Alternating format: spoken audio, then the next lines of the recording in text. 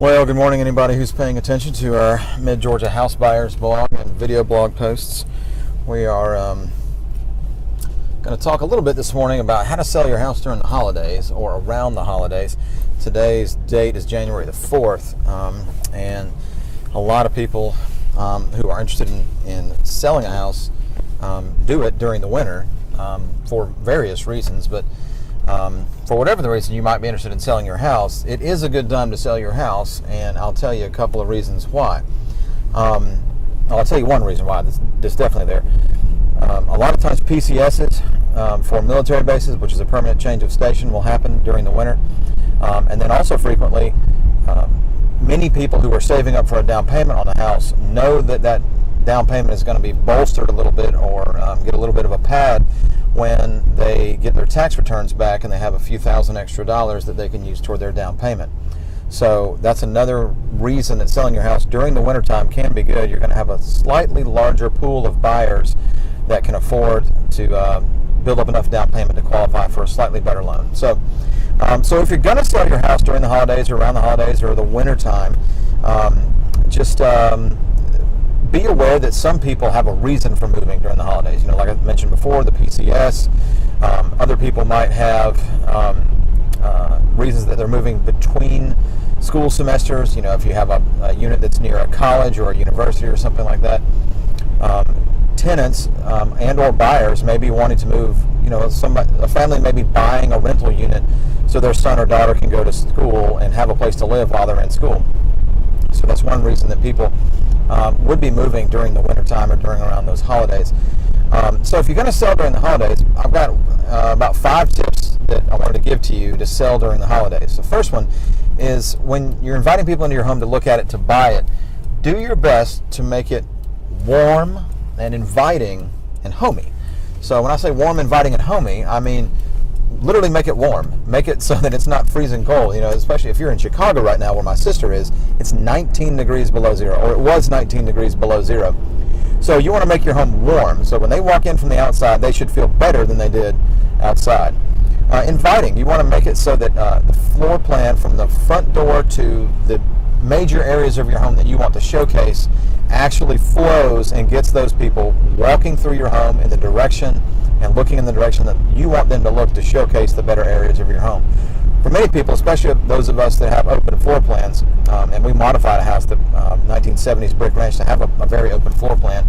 When we have people come into our house, we want them to turn to the right, and as their eyes sweep across the room, we want them to see our fireplace, our living room, our kitchen countertop, like the bar top, and then we want them to see our kitchen. We have an antique stove in the kitchen, and we wanted that antique stove to be something that draws the eye. So make sure that as you're setting up your home and considering how you're going to decorate it and setting up the furniture, that you consider how you want people to see it when they do that.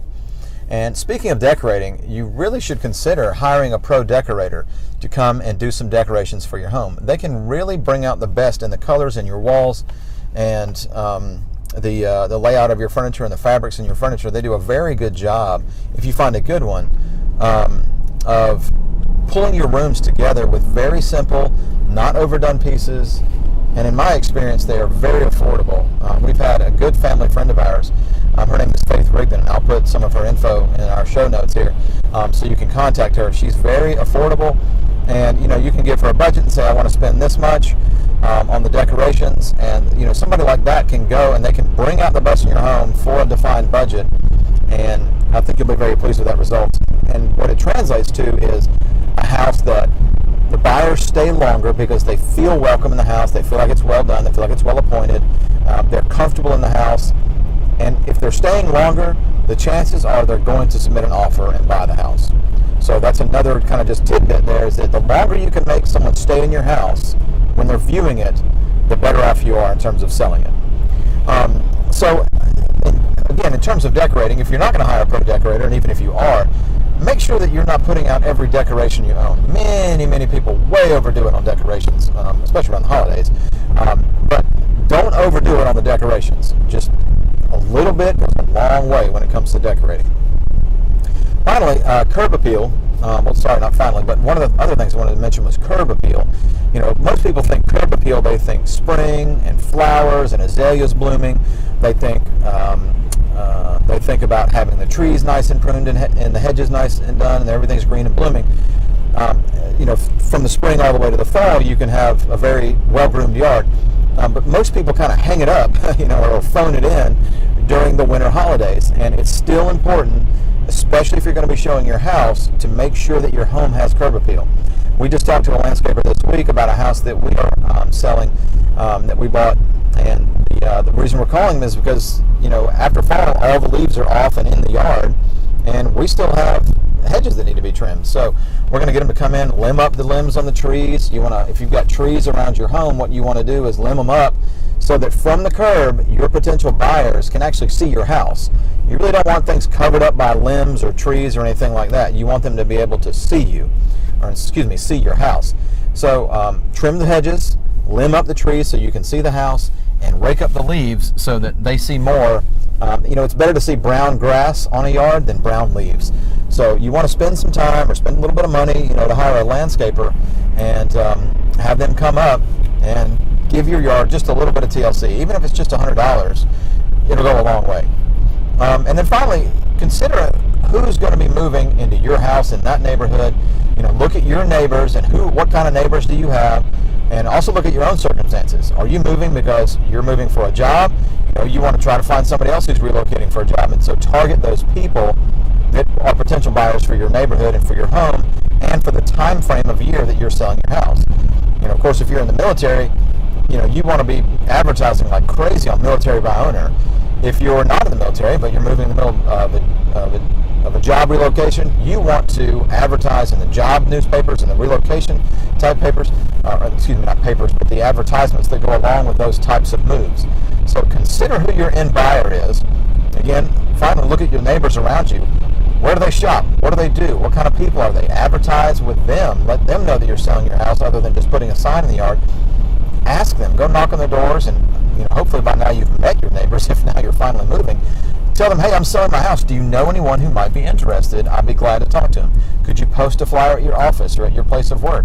So reach out every way you can to try to sell your house through your own network. A lot of times people buy not because of some phenomenal realtor, which there are great ones out there, but a lot of times they buy just because word of mouth. So consider that word of mouth advertising might go a long way. And of course, what we do here at Mid-Georgia House Buyers is if you don't want to do all that, you don't want to hire a decorator, you don't want to pay for the landscaping, or you've got a lot of repairs that need to be done, and the house isn't going to show well, or that if you call up a realtor and say, hey, I want to sell this house, and that realtor walks through there, that realtor is going to hand you a giant bill of things that you need to do before they'll even bother listing it. If that's your situation, I would love for you to reach out and call me. Our number here is very easy. It's 478-953-SELL. That's SELL. 478-953-SELL, like sell your house. And that translates to the digits 478-953-7355. You can always visit us on the web at midgeorgiahousebuyers.com. That's MIDGA housebuyers.com. And we would love to talk to you. Even if it's not something that we will end up buying, we'll at least make you an offer on it, and it may not be an offer you like, but it's at least an offer and something you can have to to fall back on. And I promise you I'll give you at least one good piece of advice when I talk to you. So I'll at least be able to help you a little bit. So that's all for today. I hope you guys have a great day, and I hope you have fun during the holidays and stay safe. Watch out for that weather. Man, it is cold out there down here in South Georgia.